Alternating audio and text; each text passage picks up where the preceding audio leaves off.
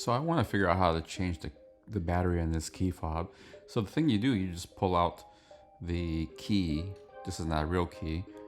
And then I'm trying to figure out how to pop it open. I actually use the key here as a prying wedge. You can see that's how quick it is. Now you gotta get to the battery. And some people use a screwdriver. Try to use my fingernails, that didn't work. However, I had a ballpoint pen. So a ballpoint pen is all you actually need to get this out. There's a notch in about the 4 o'clock position. You can see me putting the ballpoint pen in there. Here's a little quick zoom. Just put a little pressure to pop it. Boom, it goes.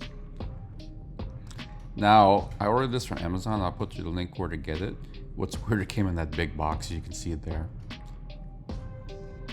Then all you gotta do is just push it back in the way it came until it pops.